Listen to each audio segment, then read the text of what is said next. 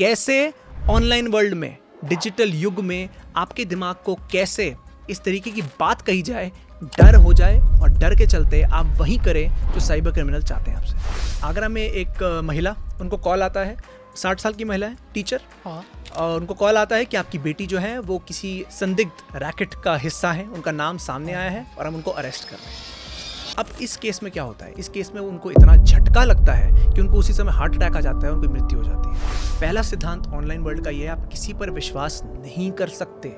हम लोग उल्टा करते हैं, हमें एक व्हाट्सएप मैसेज आ जाता है, हम उसका विश्वास करते हैं जैसे व्हाट्सएप मैसेज सच्चा है, जबकि आज की डेट में व्हाट्सएप मैसेज, उल्टा सीधा मैसेज तो कोई भी बना सकता है। ऑनलाइन वर्ल्ड में तो मैं तो हमेशा कहता हूँ, आप अपनी बीवी पर भी ट्रस्ट नहीं कर सकते। अगर आपके आसपास डिजिटल अरेस्ट हो रहा है, आपको पता होना चाहिए वो क्या है। अगर आपको यही नहीं पता कि डीप फेक क्या होता है, तो कल को डीप फेक का शिकार कभी भी बन सकता है। आर्टिफिशियल इंटेलिजेंस कैसे काम कर रहा है, डीप फेक क्या कर सकता है और कितना बड़ा संकट पैदा कर सकता है। किसी का आज अकाउंट हैक हो जाता है, उसको नहीं पता क्या करना है। किसी के साथ क्राइम हो जाता है, उसको नहीं पता क्या करना है।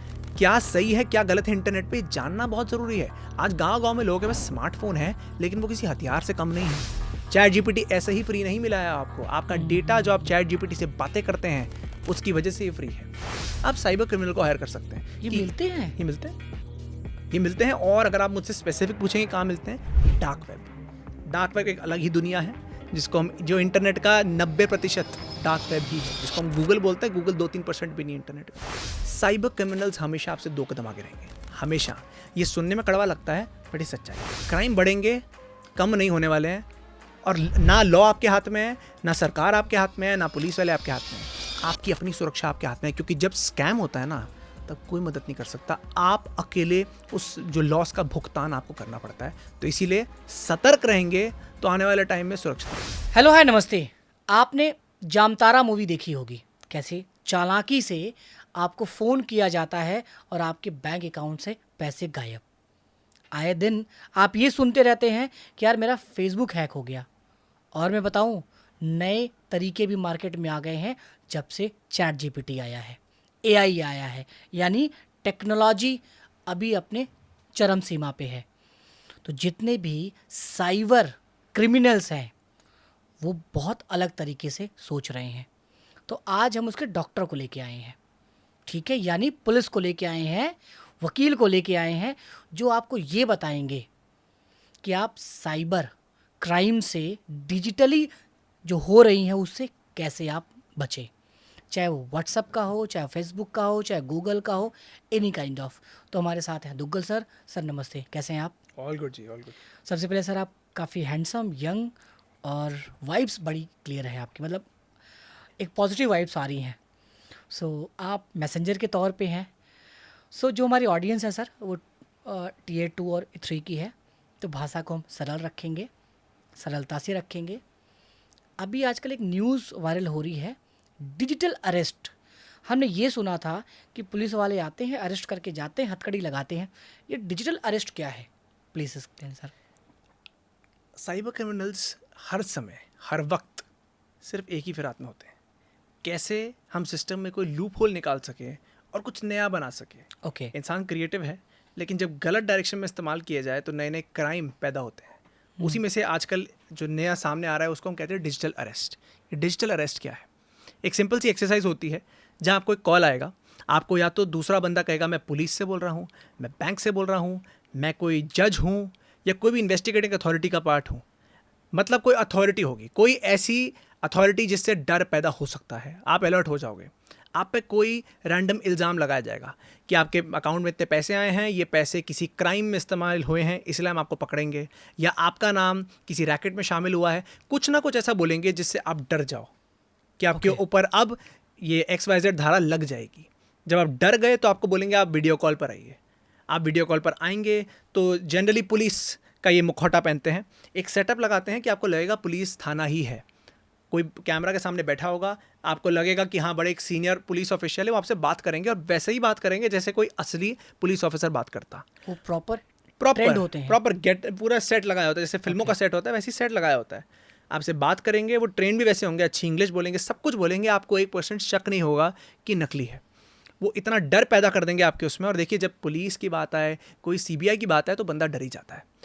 डर इस हद तक पैदा करेंगे जब उनको पता है हाँ अब ये हमारी सारी बातें सुनेगा, तब वो कहते हैं आप डिजिटल अरेस्ट हैं। मतलब कि अब आप कहीं घर से बाहर नहीं जा सकते, आप किसी से बात नहीं कर सकते, आपको वीडियो अपनी 24 घंटे खुली रखनी है। हमने ऐसे ऐसे केस देखे हैं जहाँ 2 या 3 दिन लगातार बंदे ने वीडियो कॉल ओपन रखी है, सोते वक्त भी आपको वीडियो ओपन रखनी है। इस तरीके का जो खौफ है, डर फैला देते हैं। और आखिर में जब उनको पता है कि बंदा अब बिल्कुल थक चुका है, डर चुका है, तो आखिरकार देखिए एम क्या है, एम है पैसे। उससे पैसों की ठगी होती है। कभी वो बोलेंगे कि आपके हम पैसे ले रहे हैं क्योंकि हमें इन्वेस्टिगेशन करनी है, कभी वो बोलेंगे कि आपका अकाउंट खाली करना है क्योंकि आप एक पोटेंशियल क्रिमिनल हैं, तो आपसे आपके अकाउंट में पैसे नहीं होने चाहिए। नॉर्मल एक्सरसाइज होती है ये, लेकिन आखिर में वो आपसे पैसे ले लेते हैं।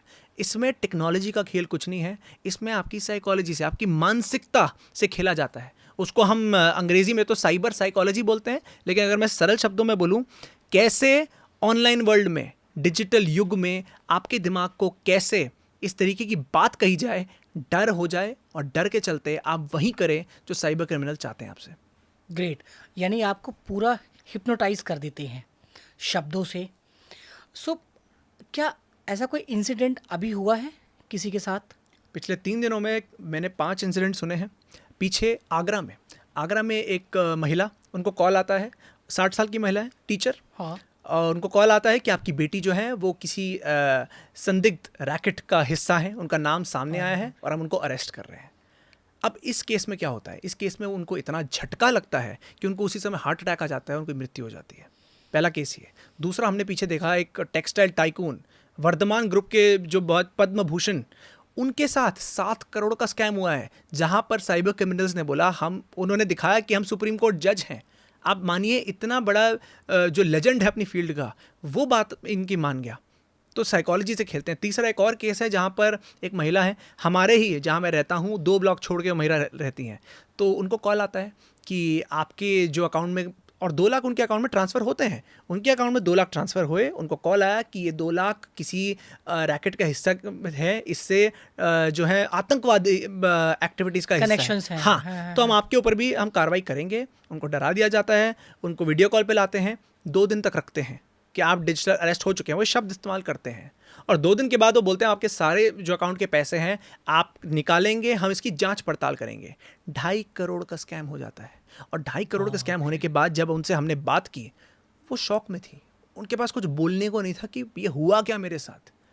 तो अलग अलग टाइप के लोग, अलग अलग बैकग्राउंड के लोग, अलग अलग एज के लोग, सब के सब उन लोगों की मानसिकता से खेला जा रहा है यहाँ पे। सो सर, अगर इतने पढ़े लिखों के साथ ये लोग कर पा रहे हैं, तो जो नहीं पढ़े हैं उनके लिए तो और डेंजरस है कि वो समझ ही नहीं पाएंगे। बिल्कुल डेंजरस है। सो क्या वो लोग उस ट्रांजिशन टाइम में, उस टाइम पे किसी को कॉल नहीं करते, बताते नहीं है वो? देखिए, कुछ हमें ऑनलाइन वर्ल्ड के प्रिंसिपल समझने होंगे, Okay. सिद्धांत। अगर ये सिद्धांत समझ आ जाए तो, या चाहे डिजिटल अरेस्ट हो, चाहे डीप फेक हो, कैसा भी हो, आप बच सकते हैं। पहला सिद्धांत ऑनलाइन वर्ल्ड का ये है, आप किसी पर विश्वास नहीं कर सकते। हम लोग उल्टा करते हैं, हमें एक व्हाट्सएप मैसेज आ जाता है, हम उसका विश्वास करते हैं जैसे व्हाट्सएप मैसेज सच्चा है, जबकि आज की डेट में व्हाट्सएप मैसेज, उल्टा सीधा मैसेज तो कोई भी बना सकता है। ऑनलाइन वर्ल्ड में तो मैं तो हमेशा कहता हूँ, आप अपनी बीवी पर भी ट्रस्ट नहीं कर सकते। कहने का मतलब ये है, आपको हो सकता है आपकी बीवी से कॉल आया हो, आपकी बीवी ना हो। आजकल AI के ज़रिए आप किसी की आवाज़ कॉपी कर सकते हैं। तो जब ऐसे ज़माने में जहाँ आवाज़, शक्ल, सब कुछ कॉपी हो सकता है, तो आप किसी का भरोसा कैसे कर सकते हैं? तो ऑनलाइन वर्ल्ड में भरोसा आप किसी पे नहीं कर सकते, पहला। दूसरा, भरोसा नहीं कर सकते, हमेशा रीचेक करिए। जहाँ पैसों की बात है, जहाँ ऐसे सेंसिटिव मैटर, जैसे आप अरेस्ट हो सकते हैं, कुछ क्राइम हो रहा है, कुछ आपको लगता है स्कैम की पॉसिबिलिटी है, रीचेक करना सबसे ज़रूरी है। और ये लोग नहीं करते। लोग, क्योंकि देखिए उस समय आपको इतना डर का माहौल पैदा हो जाता है कि आपका दिमाग स्थिर नहीं होता, वो काम ही नहीं करता कि मैं क्या करूं क्या ना करूं। आप डर बहुत जाते हैं।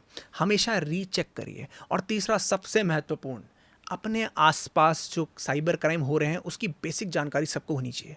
आप अगर ये बोलें कि मैं तो IT से नहीं हूँ, मैं तो एक आम नागरिक हूँ, आपके पास वो ऑप्शन नहीं बचता है। क्योंकि अगर आपके पास स्मार्टफोन है तो आपकी ये रिस्पॉन्सिबिलिटी बनती है कि उससे रिलेटेड कोई क्राइम हो रहा है जिसके आप कल को शिकार हो सकते हैं, तो बेसिक तो पता होना चाहिए। अगर आपके आसपास डिजिटल अरेस्ट हो रहा है, आपको पता होना चाहिए वो क्या है। अगर आपको यही नहीं पता कि डीप फेक क्या होता है, तो कल को डीप फेक का शिकार कभी भी बन सकते हैं।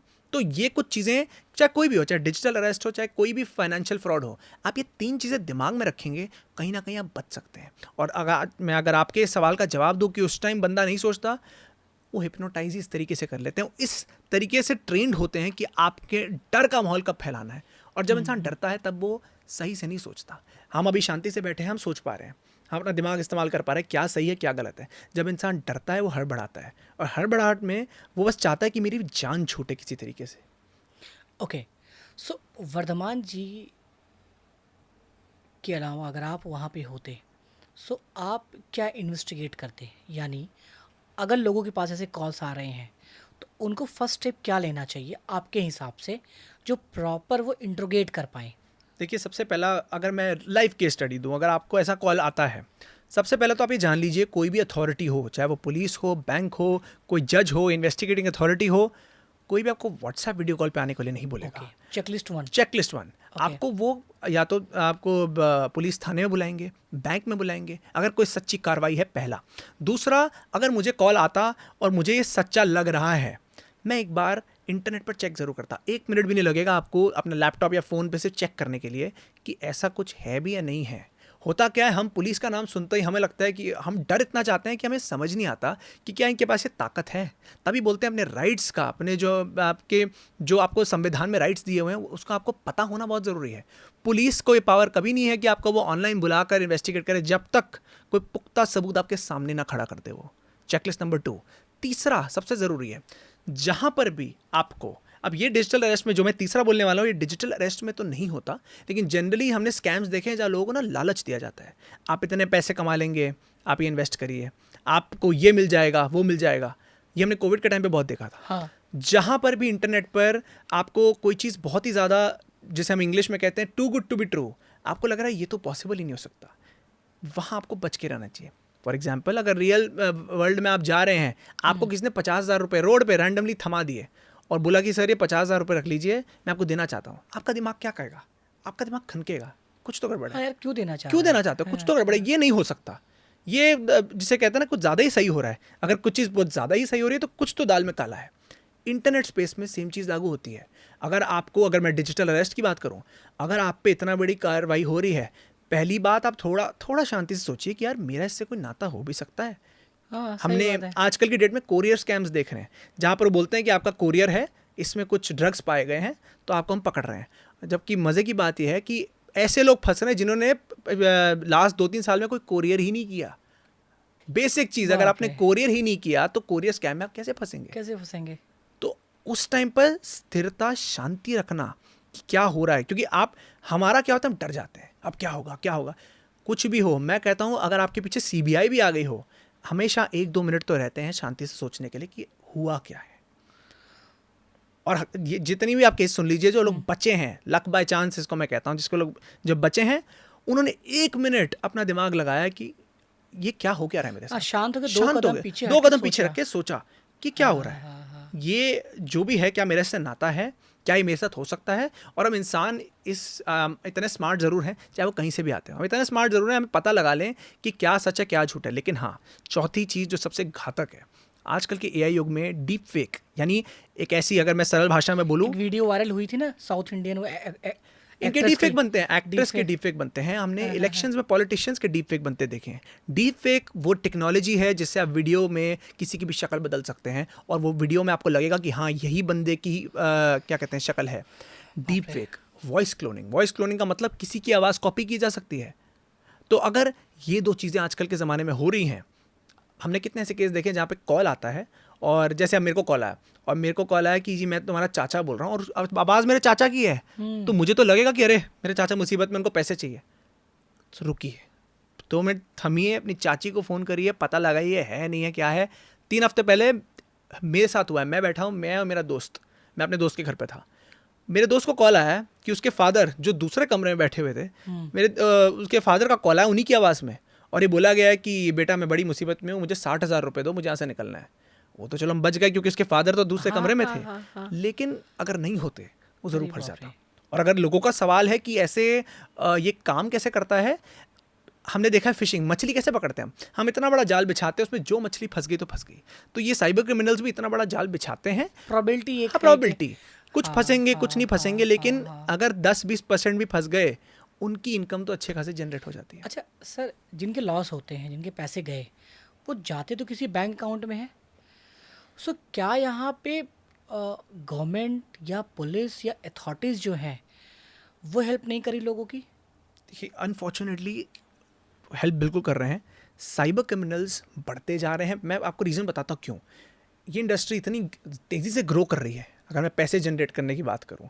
अनफॉर्चुनेट बात है, बट ग्रो कर रही है। दूसरा, इसमें पकड़ना बहुत मुश्किल है। मैं आपको बताऊंगा पकड़ना मुश्किल क्यों है। और तीसरा, हाँ, 24 घंटे मतलब इतनी टेक्नोलॉजी जो बढ़ रही है आपकी, नए नए तरीके अपना पा रहे हैं।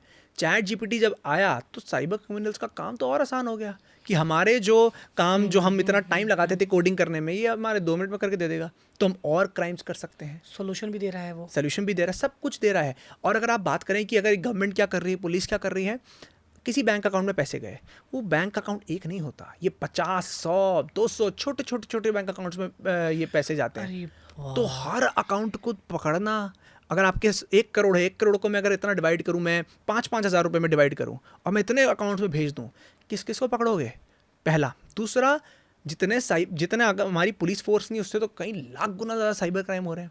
हम लॉयर की फ्रेटर्निटी में वो कहते हैं ना कि जज बड़े कम हैं, केसेस इतने हैं, जज इतने कम हैं। साइबर में तो उससे ही बुरा हाल है। हमारे पुलिस ऑफिशियल्स हैं, बट वो भी क्या करें, वो इंसान है, भगवान तो नहीं है।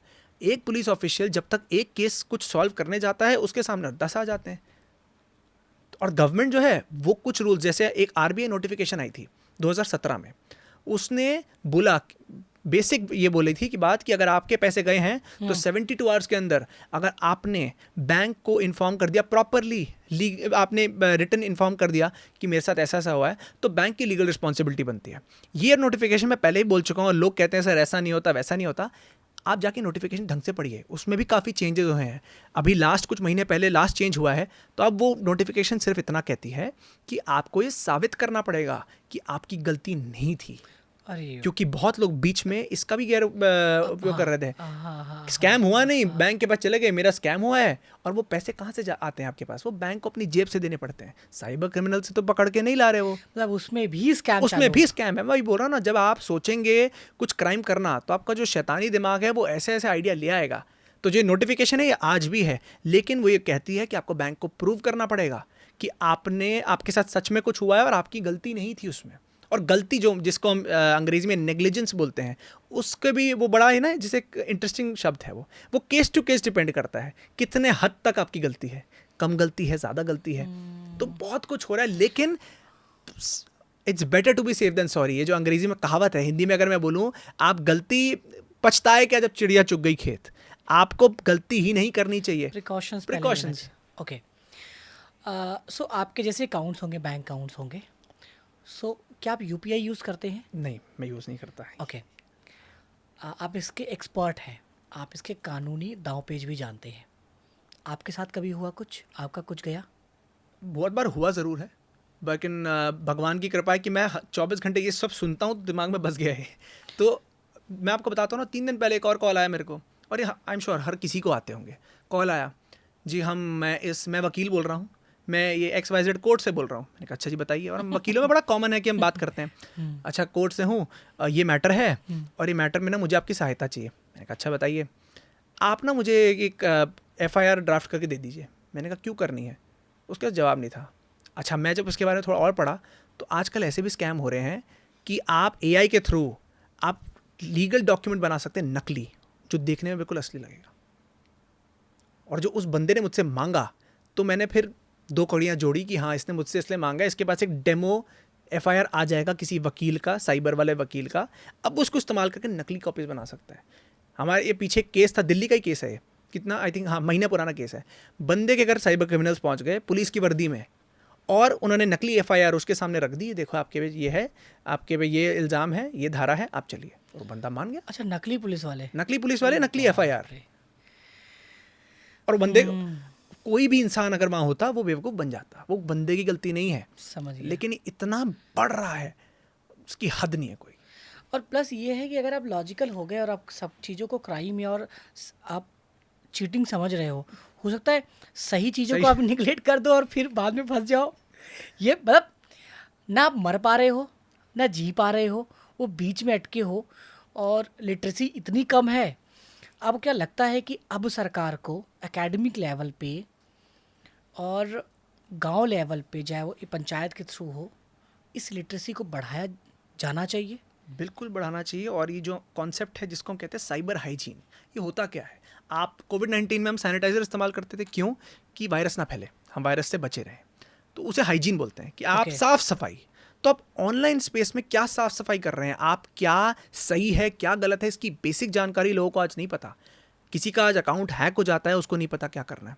किसी के साथ क्राइम हो जाता है, उसको नहीं पता क्या करना है। क्या सही है क्या गलत है, इंटरनेट पे जानना बहुत ज़रूरी है। आज गांव-गांव में लोगों के पास स्मार्टफोन है, लेकिन वो किसी हथियार से कम नहीं है। जब आपको पता ही नहीं है कि इससे क्या हो सकता है क्या नहीं हो सकता है, तो एजुकेशन अवेयरनेस बहुत ज़रूरी है।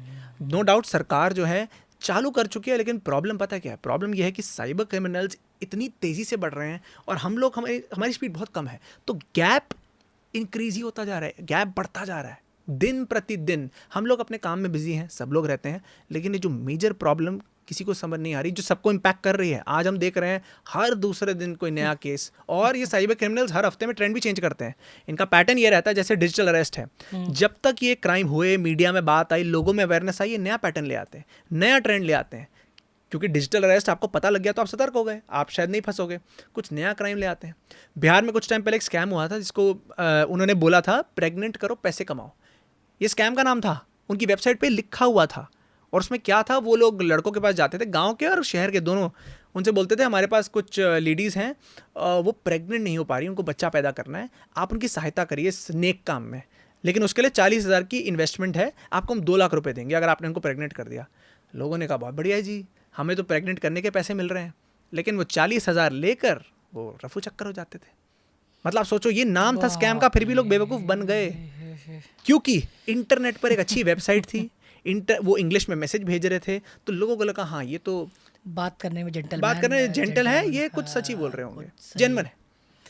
सो मतलब मुझे लगता है कि आप एक दिन में हम लोग बात करें फिर भी नए तरीके नहीं ख़त्म होंगे। बीच में हमारे यहाँ एक मिस्टर राहुल हैं, वो टेक्नीशियन है, हम लोग हैदराबाद के इवेंट में थे, उनके जीजा का मैसेज आता है कि राहुल मुझे 3,000 रुपये अर्जेंट चाहिए, मैं कहीं फंसा हूँ, तुरंत कर दो।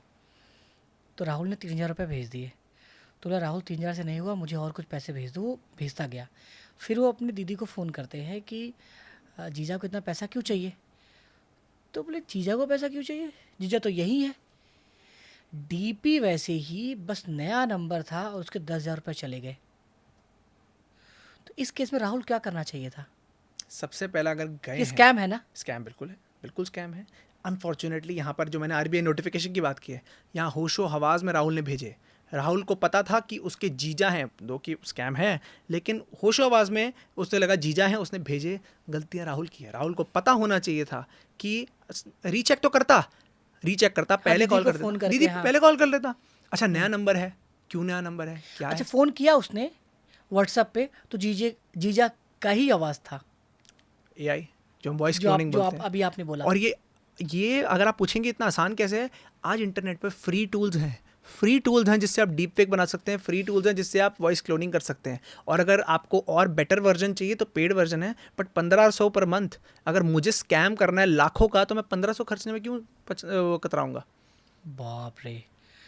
सो अब जितने फेमस पर्सनालिटीज़ हैं उनके लिए तो बहुत डर का माहौल है। बिल्कुल डर है, लेकिन फेमस पर्सनालिटी से ज़्यादा आम आदमी क्यों? हमने इतने famous personalities, actors, cricketers, politicians, इनके डीप फेक देखे हमने, आए गए, लेकिन आम आदमी के लिए उसकी इज्जत सब कुछ होती है। अगर इज्जत की धज्जियाँ उड़ गई तो आम आदमी कई मुंह दिखाने लायक नहीं बचता है। हम मान लो उनकी लड़की का फोटो या वीडियो उसकी किसी डीप के फेक बना साथ- दिया। अरे बाप रे। हमने, आप ये बात कर रहे हैं, हमने इतने शहरों में केस देखे हैं जहाँ डीप फेक कॉलेजेस में बन रहे हैं, इतनी बदनामी हो गई लड़का लड़की दोनों कि उनको शहर छोड़ के, कभी कभार देश छोड़ के भी जाना पड़ा, इतनी आसपास बदनामी हो चुकी है। और सोसाइटी सर ऐसी है ना कि आप इसको जस्टिफाई नहीं कर सकते। नहीं कर सकते। अगर आज धनंजय ने कुछ गलत किया और अगर उसने बोल दिया कि ये भी साथ में थे, तो फिर उसको भी जस्टिफाई करना मुश्किल है। और ये तो एक प्रूफ है और वो साबित भी हो गया कि ये गलत है, बट इज्जत तो आपकी गई ना। सो बहुत बड़े लेवल पे ये होना चाहिए। अच्छा एक केस सर अभी रिसेंटली हुआ था, बहुत बड़े यूट्यूबर हैं, रणबीर इलाहाबादिया। तो इतनी बड़ी यूट्यूबर, इतने सारे कनेक्शन उनके पास, उनका चैनल हैक होने का क्या रीज़न हो सकता है और वो बचा नहीं पाए। तो बहुत और नए लोग तो डर गए कि अगर वो चैनल हैक हो सकता है तो मेरा भी हो सकता है। इसमें आप 2 जवाब देना, क्यों हैक हुआ, क्या उनको इंडिकेट आए होंगे, और अब यूट्यूब पे ऐसी क्या सेटिंग हम करें कि ना हो किसी के साथ भी। एक बात समझनी बहुत ज़रूरी है। हमें लगता है कि हम हमेशा ना क्राइम को एजुकेशन या स्टेटस के साथ जोड़ते हैं कि कोई एजुकेटेड होगा तो उसके साथ क्राइम नहीं होगा, हमें लगता है ये। लगता है बिल्कुल। कोई बहुत ही नोन पर्सन होगा उसके साथ क्राइम नहीं होगा, हमें लगता हाँ। है बहुत सिक्योरिटी मेजर्स होंगे। हाँ। इसका कोई क्राइम से नाता ही नहीं है। क्राइम हमेशा साइबर की जो दुनिया में हम बात करते हैं, 80% क्राइम चाहे वो छोटे से बड़े लेवल के हों, ह्यूमन एरर यानी इंसानी गलती की वजह से होते हैं। कोई टेक्नोलॉजी का हाथ नहीं होता उसमें। इंसान गलती करते हैं तो क्राइम हो जाता है, एक मिस्टेक हो गई जिसको हम बोलते हैं। चाहे अब रणवीर अलाहाबादिया की बात करें, किसी और की बात करें, अलग अलग तरीके हैं। कोई फिशिंग भी एक तरीका है जहाँ फिशिंग मेल आ सकती है, आपको कोई रैंडम कोई लिंक आ सकता है। आपके कहने का सिर्फ इतना मतलब है, आपने बोला ना यूट्यूब में क्या सेटिंग करें, मेरे को लगता है यूट्यूब की बात नहीं है, ये इंस्टाग्राम पे भी हो सकता है, ये फेसबुक पे भी हो सकता है, व्हाट्सएप पे भी हो सकता है।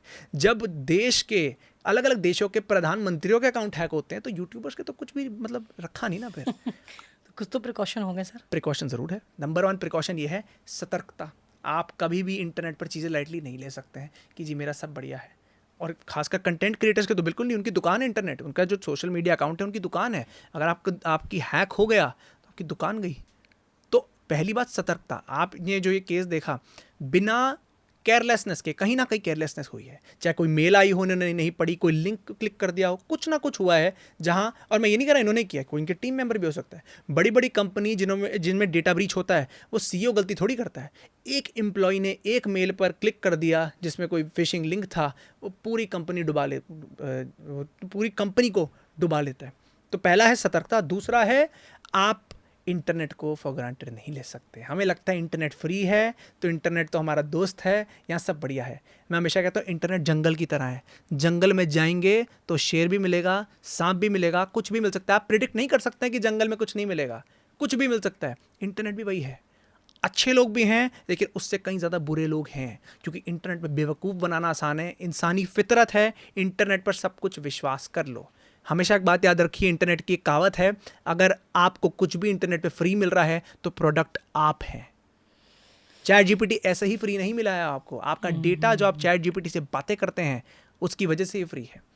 और तीसरा सबसे महत्वपूर्ण, ऐसे केस में जब ऐसा हुआ है, सही लोगों को सही टाइम पर इन्फॉर्म करना बहुत ज़रूरी है। अगर आपके, देखिए क्राइम तो कभी ना कभी होगा, आप अगर सतर्क रहें तो चांसेस कम है, बट वो 10% चांस तो हमेशा ही रहते हैं।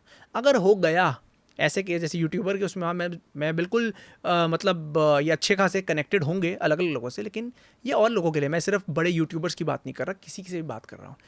ऐसा बंदा जो इस इंडस्ट्री की नॉलेज रखता हो, उसको जितनी जल्दी आप बताओगे, चांसेस आपके डेटा के वापस आने के, आपके पैसे रिकवर होने के उतने ज़्यादा बनेंगे। आप कैसे हेल्प कर सकते हो इन सभी केसों में? श्योर। सो एज हम तो टेक्निकल बंदा नहीं हूँ, मैं वकील हूँ। तो वकील के बहुत सारे तरीके होते हैं। जैसे एक आरबीआई नोटिफिकेशन एक है कि आपने लीगली अगर बैंक को इन्फॉर्म कर दिया और आपके मैटर में दिखा कि आपकी गलती नहीं है या आपकी कम गलती है, तो ज़रूर आपकी मदद की जा सकती है। लोगों को लगता है कि पैसे वापस कैसे आएंगे। देखिए, क्रिमिनल को नहीं पकड़ा जा सकता, पहले बात। दूसरी बात, मैं बोलता हूँ क्रिमिनल के पीछे मत भागिए। जितने पैसे आपके खोए हैं ना, उससे ट्रिपल पैसे, टाइम, एनर्जी आप बर्बाद कर देंगे क्रिमिनल के पीछे भाग के। तो एज अ वकील हम लोग लीगल वेज, अलग अलग वेज होते हैं। जैसे यूट्यूब की बात हुई तो आप यूट्यूब को प्रॉपर एक साइबर क्राइम कंप्लेंट लिख सकते हैं, प्रॉपर कि आप मेरे साथ ऐसा हुआ है, ऐसा हुआ, वैसा हुआ। अब आप बोलेंगे कि मैं तो मेल भी लिख सकता हूँ। एक मेल में और एक लीगली ड्राफ्टेड कंप्लेंट में ज़मीन आसमान का फ़र्क होता है। और ये हमारे जो कानून है, IT रूल्स 2021 बोलते हैं इसको, ये सारे सोशल मीडिया प्रोवाइडर्स के लिए है। उसमें लिखा गया है कि आप कुछ भी स्कैम, कुछ भी ऐसा फ्रॉड होता है जो आम नागरिक है, उसको प्रॉपर इंटीमेशन देनी पड़ेगी।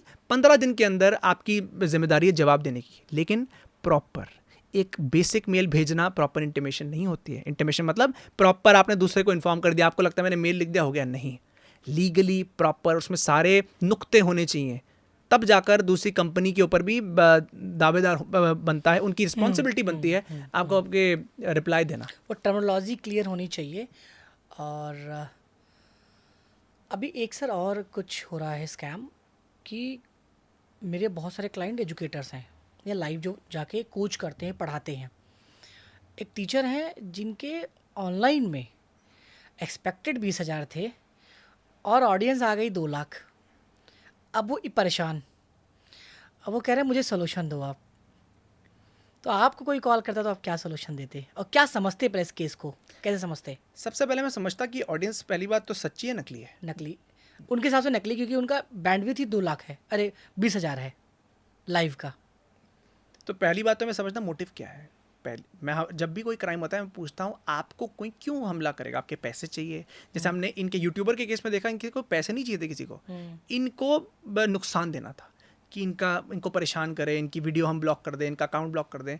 तो हमेशा पैसे नहीं होता, आपका मोटिव अलग होता है। पैसे होता है, तंग करना होता है, टॉर्चर करना भी होता है, पर्सनल इंटेंशन होता है, पर्सनल इंटेंशन होती है। आपने किसी को, आजकल तो हमारे साइबर क्रिमिनल्स भी भाड़े पे आते हैं, गुंडे भी हैं जिसको हम, ये एक टर्म है साइबर अच्छा। क्राइम एज अ सर्विस, कि आप साइबर क्रिमिनल को आप, जैसे हम प्रोजेक्ट, हम जो प्रोफेशनल लाइफ में क्या होता है, हम किसी को प्रोफेशनल उससे प्रोजेक्ट टू प्रोजेक्ट बेसिस पर हायर करते हैं, आप साइबर क्रिमिनल को हायर कर सकते हैं। ये कि- मिलते हैं, ये मिलते हैं। और अगर आप मुझसे स्पेसिफिक पूछेंगे कहाँ मिलते हैं, डार्क वेब। डार्क वेब एक अलग ही दुनिया है, जिसको हम, जो इंटरनेट का 90% डार्क वेब ही है, जिसको हम गूगल बोलते हैं। गूगल 2-3% भी नहीं इंटरनेट का, वो है। डार्क वेब क्या है सर? ये डार्क वेब है, आप मान के चलिए, अगर 100% की बात करते हैं, जिसको आप गूगल बोलते हैं, जो हमें लगता है कि इंटरनेट है, वो 5% भी नहीं है इंटरनेट का। जो बाकी 90% है वो डार्क वेब। डार्क वेब आप पहली बार गूगल पे नहीं एक्सेस कर सकते, उसके लिए अलग टाइप के ब्राउज़र आते हैं।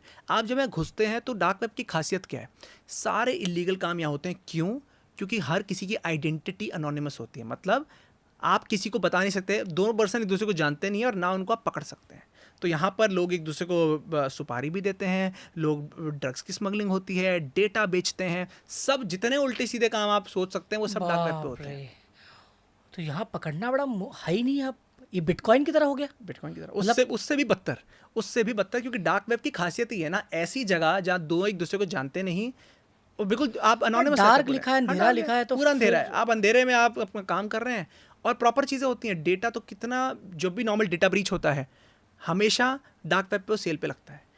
ये डेटा ब्रीच हुआ है, इतने पैसों में आप खरीद लीजिए, ये कर लीजिए, वो कर लीजिए। तो अलग ही दुनिया है। लेकिन कहने का मतलब सिर्फ इतना है कि बहुत बढ़ रही हैं चीज़ें, और ये बढ़ती ही रहेंगी, ये कम नहीं होने वाली। अगर लोगों को लगता है कि कम हो रही है, आपने बोला ना कि अभी चरम सीमा पे, चरम के तो हम 5% भी नहीं आए हैं अभी। हाँ, मतलब अभी, मतलब एज ए ले मैन हमारे लिए चरम है, और आप कह रहे हैं 5%। तो आप समझिए हम क्या दुनिया देखने वाले हैं। घर में बच्चे गेम खेलते हैं, हम, जैसे मैंने भी फ़ोन दे दिया, मेरा यूट्यूब वाला जीमेल इसी में है, बच्चे गेम खेल रहे हैं, कुछ भी गेम खेल रहे हैं। क्या गेम से भी चीज़ें ये होती, इम्पैक्ट होती हैं कि वो कुछ क्लिक कर रहा है, कुछ एड्स के माध्यम से? तो एक मैटर आया था हमारे सामने।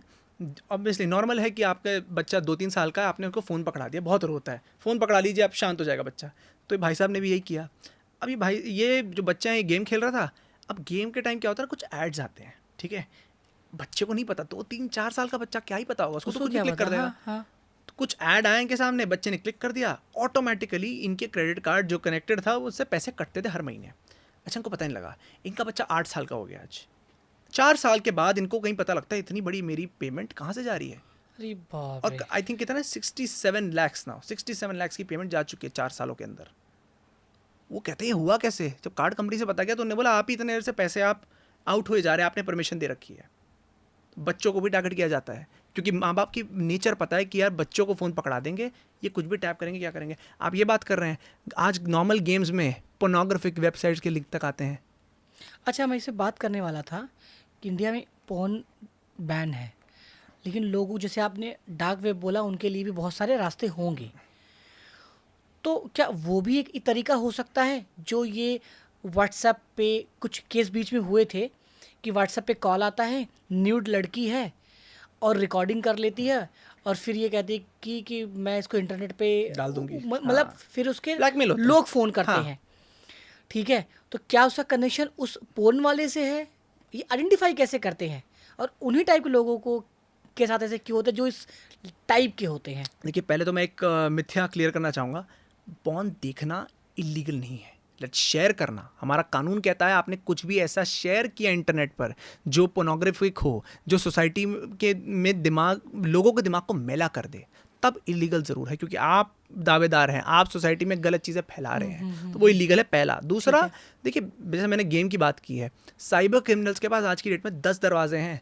गेम से डालिए, लिंक से डालिए, कुछ भी करिए। हमने पीछे जो इतनी बड़ी कंट्रोवर्सी, टेलीग्राम चैनल जो है उनके सीईओ को भी पीछे गिरफ्तार किया गया है 1-2 महीने पहले। क्यों?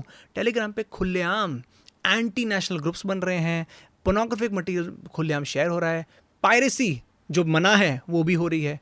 तो खुलेआम ये चीज़ें हो रही हैं आज की डेट में।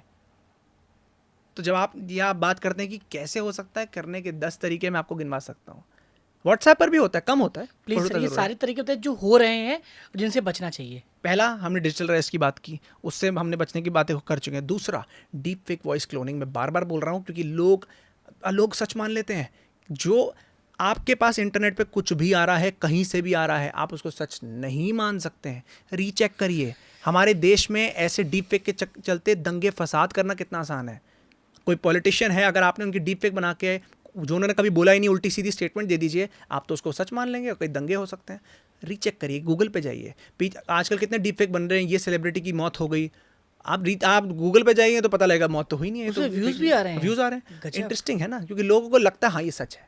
वो ज़माना गया, हम वो ऐसे ज़माने की तरफ बढ़ रहे हैं जहाँ आप इंटरनेट पर 1 सेकंड के लिए भी भरोसा नहीं कर सकते हैं।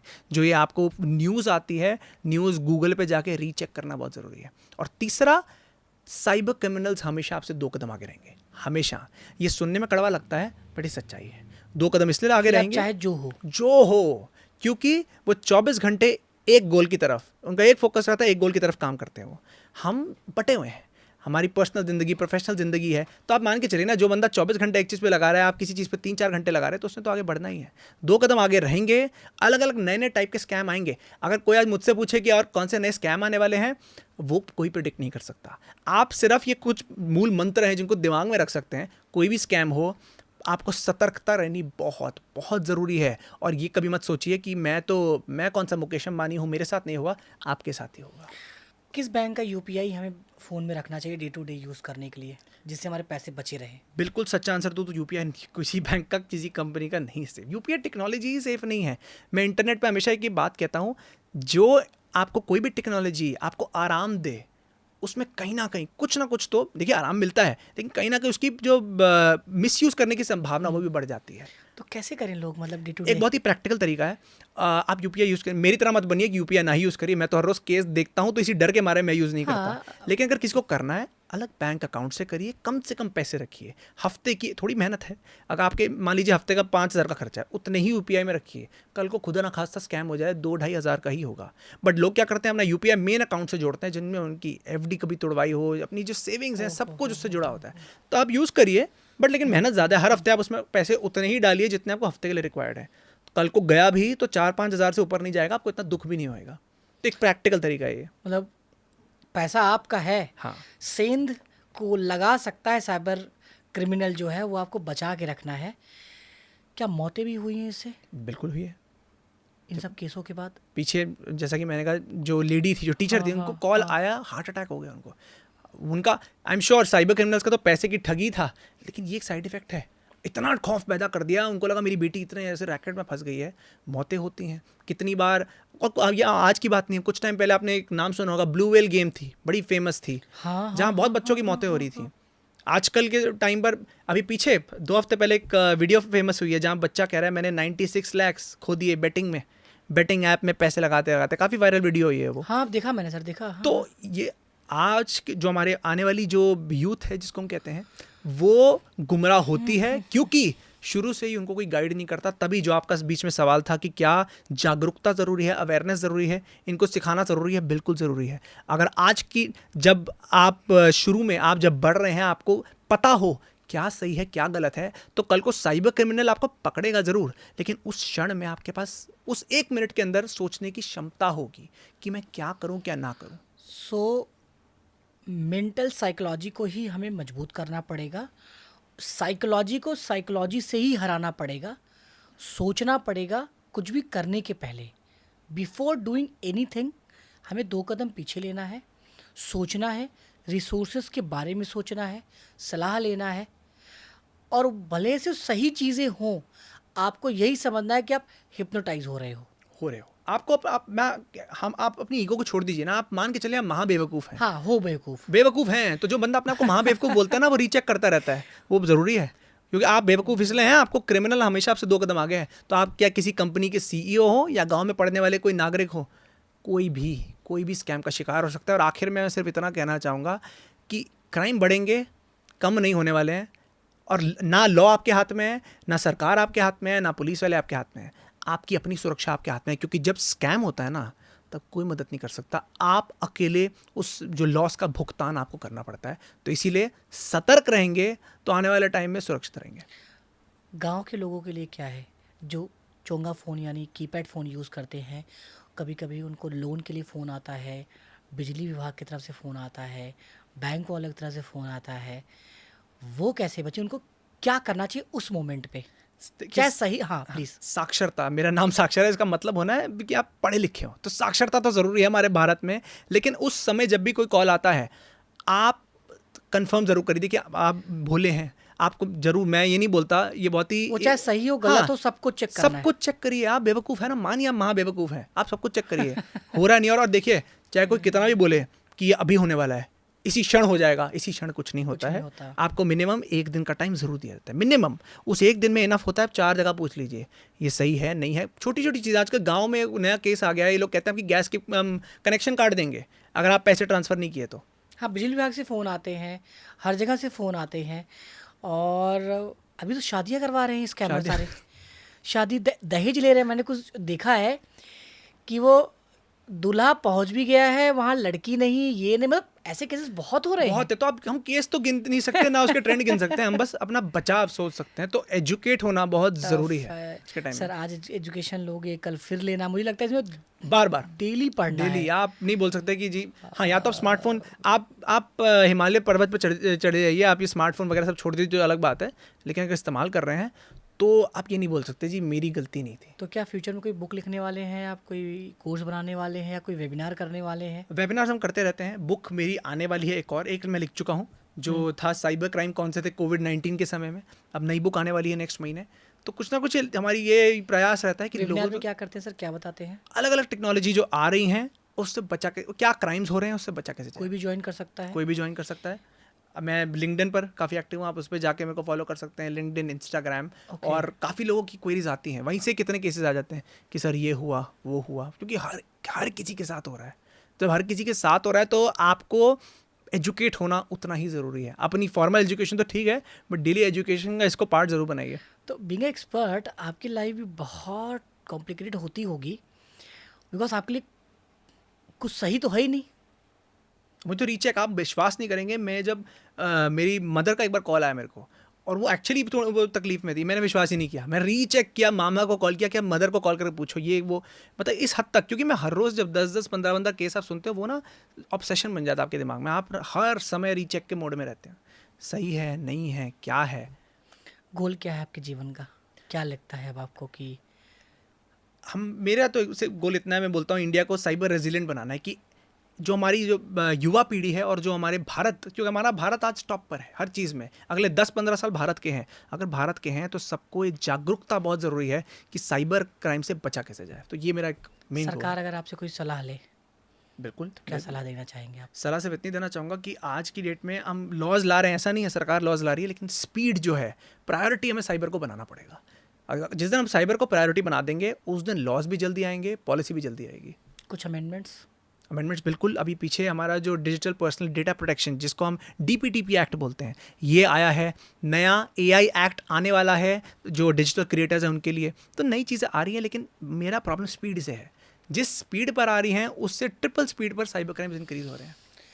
ग्रेट सर, बहुत अलग सेशन रहा आज का, और मुझे लगता है कि हम पार्ट 2 पार्ट 3 भी बनाएंगे जैसे नई चीज़ें आएंगी, और एक वेबिनार आपके साथ रखेंगे अपनी ऑडियंस के लिए, जिसमें मिल के ना थोड़ा सा लिटरेसी को बढ़ाते हैं, एजुकेशन को बढ़ाते हैं, और इन छोटी छोटी बातों पे हम डिस्कस करते हैं।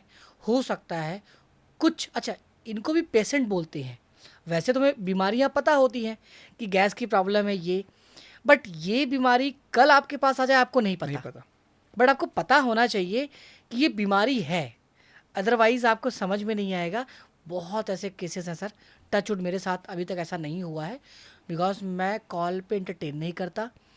कोई बोलता है मैं बैंक से हूँ, लोन वाला हूँ, कुछ भी हो, मैं बोलता हूँ भैया ऑफिस आओ। ये सब बातें फ़ोन पे नहीं की जाती हैं। और आप नहीं आ पाते हो, अगर बड़ी चीज़ें हैं तो आप एड्रेस बोलो, मैं आता हूँ, या मेरी टीम आप तक जाती है। तो लोगों को ये भी करना चाहिए कि बैंक से फ़ोन आ रहा है कहीं से, कि बोलो सर मैं नियरेस्ट ब्रांच में जाके विजिट कर रहा हूँ। क्योंकि फ़ोन सब सुन रहा है। हाँ। आपका स्मार्ट है ना, किसी जरिए की वजह से स्मार्ट है वो। एक रीज़न है स्मार्ट, इसीलिए सब कुछ सुन रहा होता है वो। अच्छा, एक और सर मैं ऐड कर लूँ, मतलब ये सुना गया है कि गूगल, फेसबुक, मेटा आपको 24 आवर्स वॉच कर रहा है, आप जो बोल रहे हो वो भी फीड कर रहा है सब कुछ। तो क्या अफर्मेशन जो हम यूनिवर्स को देने की कोशिश करते हैं वो ये भी यूनिवर्स ले रहा है? ऐसे बहुत लोग कहते हैं कि हमारा दिमाग पढ़ लेता है। आपको दिमाग नहीं पढ़ता, आपका पैटर्न पढ़ता है। आपने जो आप आज सोच रहे हैं ना, बहुत बार ऐसा होता है, कितने लोग आके बोलते हाँ, हैं कि हाँ, मैं ना ये हाँ, सोच रहा था और एकदम से आगे मेरे आगे ऐड सामने। आ गया उसका या दिख गया। वो आपने अगर नोटिस करो, आपने पहली बार नहीं सोचा, आपने बहुत पहले सोचा है, कभी सर्च किया है, उसने वही आपके सामने लाके खड़ा कर दिया। दिमाग नहीं पढ़ता, वो आपके पैटर्न पढ़ता है। शानदार सर, इसमें मुझे पता है कि अलर्ट ही रहना है, सोल्यूशन कुछ स्पेसिफिक सॉल्यूशंस नहीं है, आप प्रिकॉशंस यूज़ कर सकते हैं, अलर्ट रह सकते हैं, सर ने जो बताया है।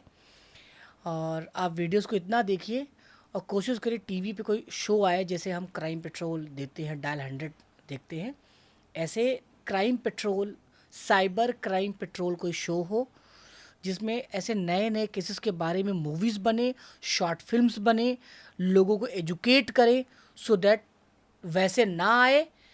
और जितने भी क्रिमिनल हैं, साइबर क्रिमिनल, उनको भी अपना तरीका चेंज करना पड़े, स्पीड बढ़ाना होगा, डबल करना होगा।